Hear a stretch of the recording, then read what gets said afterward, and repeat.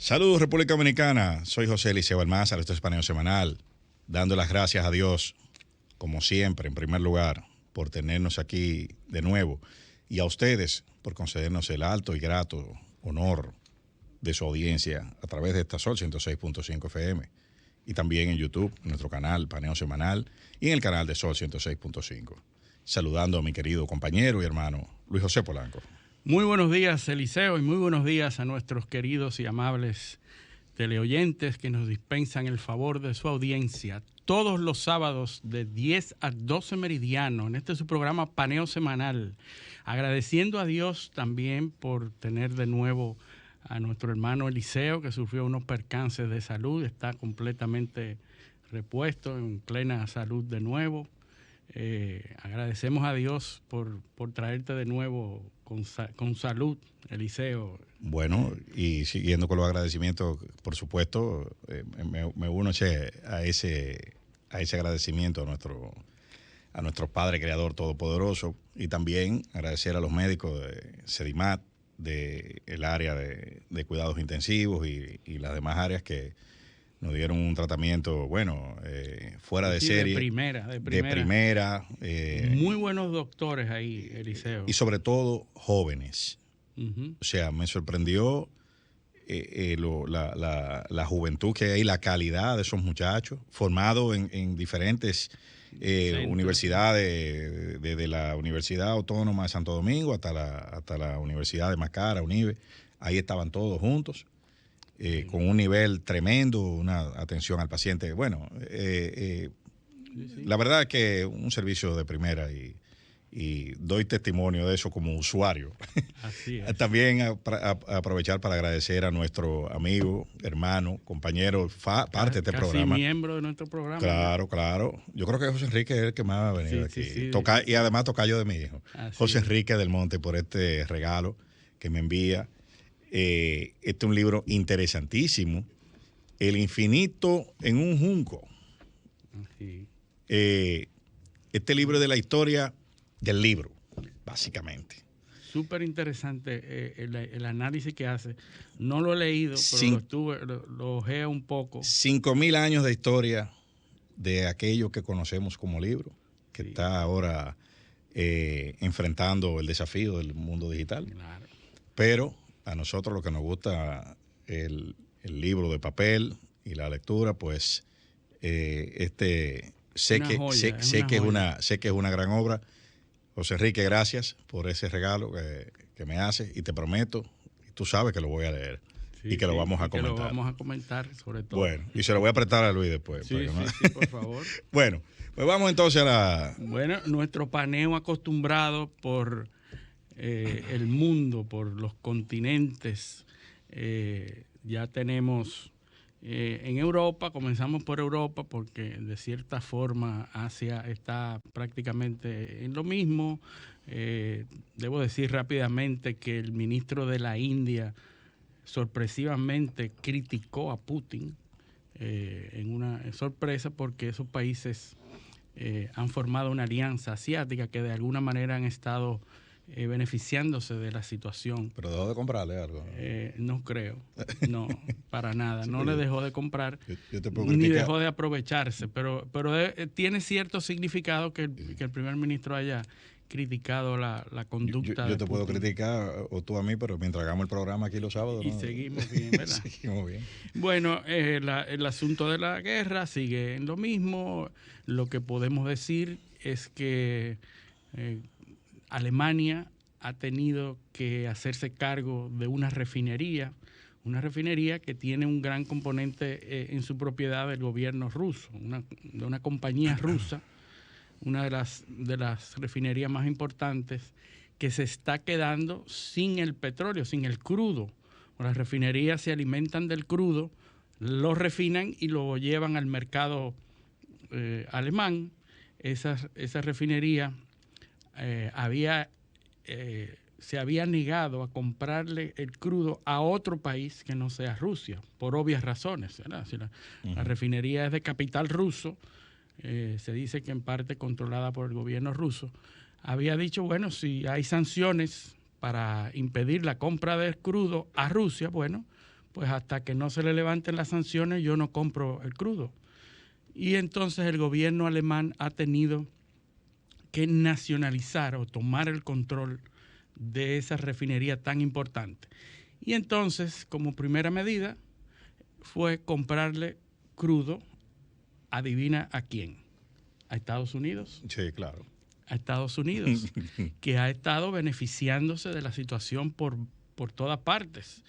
Cuando escasea el gas, pues Estados Unidos ha aumentado. O sea, que esto no es una cuestión de democracia ni nada de eso, ¿no? Estados Unidos, hay que tomar en cuenta que Estados Unidos se ha beneficiado de ese conflicto.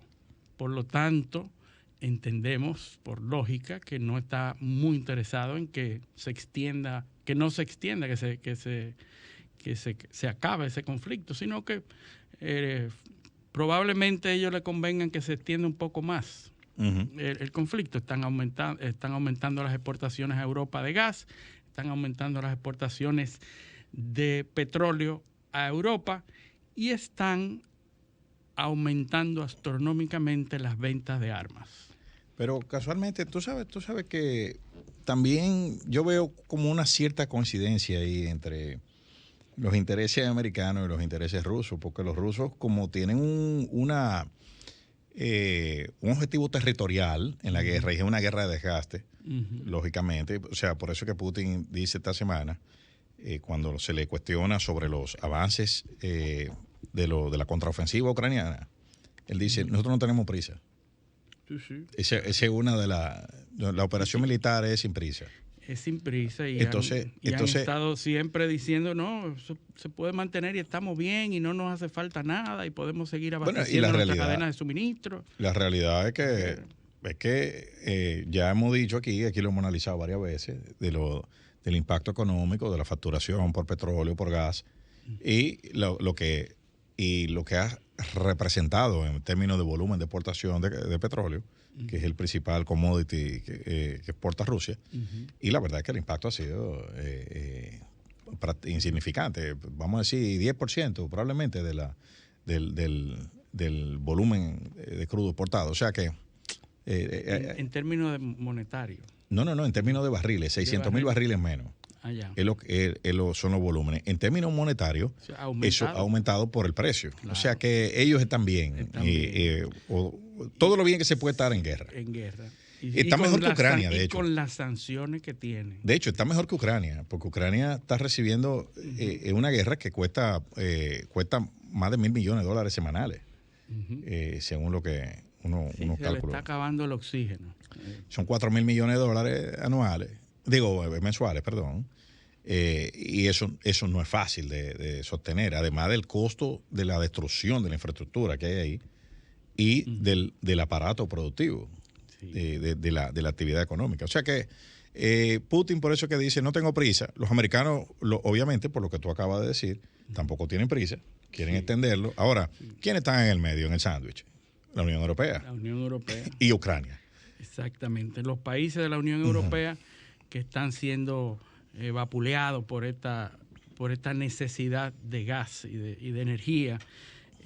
Francia se opone a la construcción de gasoductos desde España. Tú sabes que España recibe su gas de Argelia y España está proponiendo que se hagan esos gasoductos desde España hacia Francia y Francia se opone. ¿Por qué? Porque Francia lo que quiere es reactivar su infraestructura de energía nuclear. Claro. Y entonces si se arma, si se construyen esos gasoductos, no tiene la excusa de utilizar la energía nuclear. Y a ellos les conviene porque eso le impediría ser dependientes en términos de energía, que es lo que todos los países quieren. La única razón es una cuestión ecológica. Sí, recuerda que había un lobbying activado hace tiempo en la Unión Europea para reclasificar la energía nuclear como verde. Sí. Porque había sido, ante la abundancia del gas que se tenía, pues eso había sido calificada como energía contaminante y eso cerraba la puerta a los financiamientos y a una serie de cosas. Y los franceses tenían un lobbying muy activo para eso. Y esta situación, esta coyuntura, con los rusos, que es lo que le ha dado pie a que, bueno, no, ya de hecho fue reclasificada la energía, sí, la energía nuclear como limpia. O sea que, pero hay que poner un poco de atención, porque, mira, tú dejaste caer algo así como de soslayo. Sobre el tema de España con Argelia. Ahí hay un barril de pólvora en esa región, en el Sahel. Sí, sí. Recuerda que al sur de Argelia unas crisis territoriales. está Mali.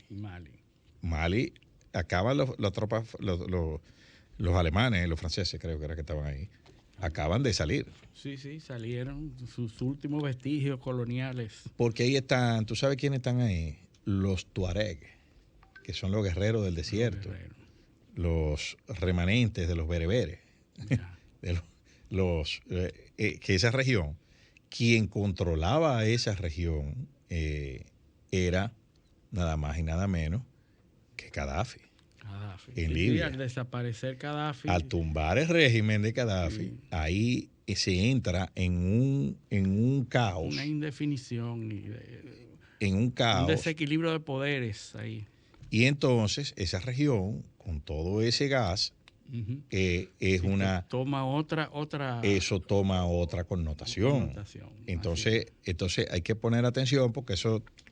Argelia, muy fácil. Sí, nosotros casi siempre decimos la cosa y semanas después comienzan a hablarse de eso. Sí. Vamos a tomar nota, porque no se está hablando de eso, pero es cierto, como tú dices, ahí había una zona desestabilizada. Claro. Que ahora, con gas y con esa dependencia de gas, toma otra connotación. Que de hecho, otro nivel. Que de hecho es una zona que ha sido estable por que la inestabilidad de ahí es una cuestión ancestral, pues son tribus de beduinos y bueno, esos son conflictos muy profundos y de raigambre bien lejana. Pero hay que ponerle atención a esa. Bueno, mientras tanto también Finlandia se apresta a formar parte de la OTAN. Está proponiendo se acabó la neutralidad. Integrarse, ya no hay neutralidad, ya está presta a integrarse a la OTAN. Y ha prometido no solamente el 2% que se le exige a los países de la OTAN en gastos militares, está prometiendo 2.25% de su PIB. Es decir, que para el 2023 ya dice que si se integra inmediatamente, aumenta o propone gastar el 2.25% de su presupuesto. Que sigue por debajo del 3%. Por debajo del 3. Que es lo que... Pero bueno. El promedio es 2, están en el 2 y algunos no llegan al 2, pero ellos proponen hacerlo hasta el 2023 y aumentarlo. Eso pone otro punto más de tensión en Rusia, porque hay que recordar que Finlandia hace frontera con Rusia. Y el argumento principal de Putin es la expansión hacia el este de la OTAN. Claro. Poner en sus fronteras ese armamento militar nuclear que pone en peligro la seguridad de Rusia. Es decir, que al integrarse Finlandia, no solo que no bajan los niveles de tensión, sino que los aumentan. Claro. Y lo que hemos estado viendo es que no ha habido ninguna seña de bajar las tensiones, sino de aumentar las tensiones. Todo lo contrario. Todo lo contrario. Y como nota media jocosa, Polonia, en su 83 aniversario de la invasión Alemania a Polonia, está pidiendo reparaciones por 1.3 billones de euros. Sí. Es decir, que el daño que son trillones, de este lado son trillones. Son trillones. Está pidiendo reparaciones por los daños causados por la guerra.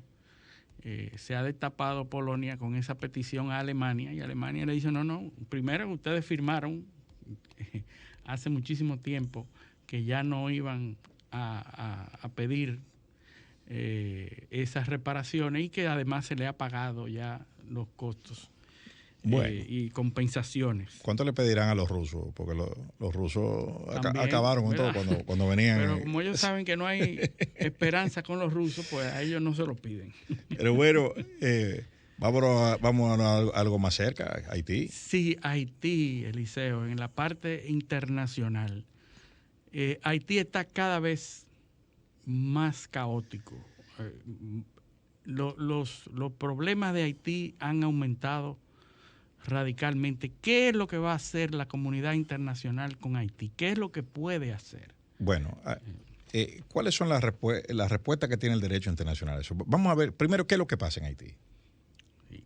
En Haití hay un gobierno que es fruto de los mecanismos de sustitución presidencial que ellos tienen en su constitución. De manera que es constitucional, se puede decir, ¿verdad? Exacto. Legal. Legal. Lo de legitimidad eso lo podemos discutir. Pero legal es. Y es tan legal que es reconocido por toda la comunidad internacional, que tiene representación diplomática, que hace vida normal allí. Sí. Ese es un reconocimiento. Reconocido por todos los países. Yo no creo que haya ningún país que no reconozca. No de facto, no, un reconocimiento expreso. Porque Haití sigue siendo miembro de todos los organismos internacionales, sí, tiene representación en todas partes. O sea, ahí hay un gobierno legal, ¿verdad? Constitucional. Entonces, ahora, ¿cuáles son las respuestas que tiene el derecho internacional para los temas de intervención humanitaria? Porque ahí esa es la que hay cabría. Una crisis humanitaria y una crisis de seguridad. Bueno, vamos para allá. No hay una crisis de seguridad porque Haití no es una amenaza bélica para ningún otro país. Okay. ¿Entiendes? Entonces, es una crisis de seguridad interna. Ahí. Entonces, ¿cuál es el asunto? Hay un gobierno legal que no representa una amenaza armada para su entorno. Entonces, ¿dónde se reduce el problema? La violencia, hay un clima de violencia y de protestas. Sí, bueno, todas las instituciones bancarias han anunciado el cierre indefinido, pero la pregunta de sus operaciones, los organismos internacionales, las embajadas han anunciado su cierre. Es decir, es un tema... ¿Cuándo es que se activan estos mecanismos de protección internacional? Porque, ¿qué es lo que pasa? ¿El gobierno está matando gente en Haití? No. Que es un tema de delincuencia descontrolada que hay. Las bandas. Entonces, el derecho internacional no prevé mecanismos de intervención para casos de delincuencia desbordada. Tú puedes decir, bueno, en Somalia, en 94 creo que fue, no recuerdo bien, la intervención de Somalia, que vamos a decir, el argumento que se utilizó por la comunidad internacional fue garantizar el acceso a alimentos y medicinas de los somalíes. Claro, lo que pasa es que Somalia está en la entrada del estrecho de Bab el-Mandeb, que es el Mar Rojo, por donde pasa todo el petróleo. Todo el petróleo naval. Y del otro lado está Yemen, que también es enemigo. Entonces, ahí era un tema de seguridad mundial. Geoestratégica. ¿Dónde está Haití? No hay seguridad geoestratégica. Por lo menos para los demás países. Para los demás países no. Entonces, también hay que trasladarse al contexto de esa época, el mundo unipolar. La Unión Soviética no existía, China tampoco. O sea, no tenía el poder preponderante, sí existía, pero acababa de desintegrarse. Sí. Pero no tenía el papel estelar preponderante que tiene hoy en día. Entonces, por eso los americanos, por eso se pudo lanzar la operación de Kosovo, la misma operación de Haití del 94, se pudo lanzar sin mayores problemas con la sanción de la ONU, porque se acuñó un principio de legalización post facto. O sea, los americanos invadían y después le buscaban un bajadero en los organismos multilaterales. Entonces, ¿quién podría? La gente habla que la comunidad internacional intervenga en Haití. Bueno, pero Haití no ha pedido, el gobierno legal de Haití, reconocido por la comunidad internacional, no ha pedido intervención internacional. Todo lo contrario, No, se niega a recibir incluso ayudas. Exacto. Entonces, cuando tú vas, ¿y dónde está tú podías decir, bueno, hay una doctrina que a partir de 2006, ya cuando el mundo comienza a tener más potencias en el ambiente, como Rusia y China, sí, se acuña la doctrina de la responsabilidad de protección. Esa doctrina, la responsabilidad de protección a los civiles y a las vidas, es la que permite la operación en Libia y algunas otras operaciones en Darfur, en Sudán, y algunas otras operaciones internacionales. Entonces, en Haití, ¿quiénes podrían intervenir? O hay una intervención unilateral o de varios países, pero... Bilateral. No, multilateral. Podría ser porque Estados Unidos y 2 o 3 más. Bueno.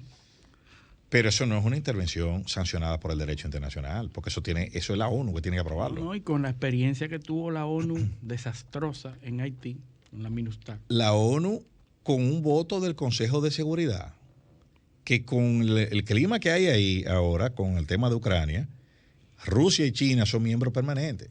Sí. Entonces algo te van a pedir para aprobar esa intervención o para abstenerse de votar. Porque si se abstienen, no es un voto en contra. Y la intervención pudiera pasar. Entonces, no es verdad que los Estados Unidos van a ir a jugar póker con los rusos y con los chinos para meterse en Haití. ¿Qué van a ganar? A buscar nada. O sea, por eso nosotros tenemos que enfrentar esto con inteligencia. La OEA no tiene ni recursos para eso, ni ahora mismo hay un clima de gobernabilidad en Latinoamérica, en los países latinoamericanos, que permita ensamblar eso, una coalición para intervenir en Haití. ¿Y cuáles fueron las declaraciones que dio el gobierno con Ahí el voy. canciller? Ahí voy. Que me parece que a eso hay que ponerle atención, porque eso puede desatar un tema delicado. El presidente Abinader utilizó el término guerra civil de baja intensidad. Fíjate que nadie lo secundó. Cuando tú ves las declaraciones de los demás, nadie utilizó esos términos.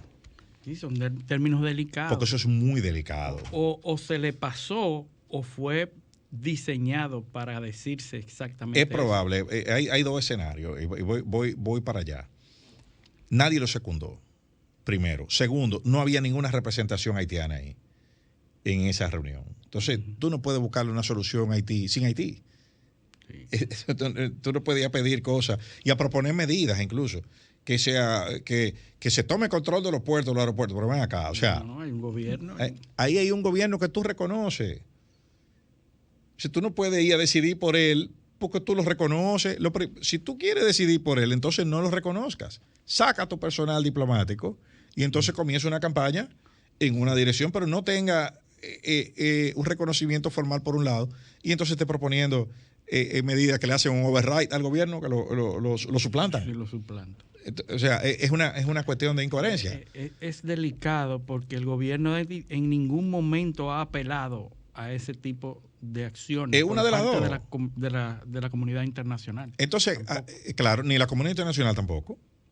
Nadie lo ha hecho. Entonces, cuando tú vienes y dices guerra civil de baja intensidad, ¿cómo tú justificas entonces deportar gente hacia un sitio que hay una guerra civil? O sea, que tú mismo estás diciendo que hay una guerra civil. Sí. Mujeres, niños, porque esa gente son refugiados ahora mismo.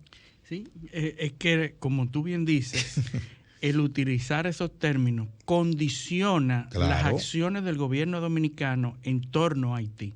La condiciona. Doble discurso.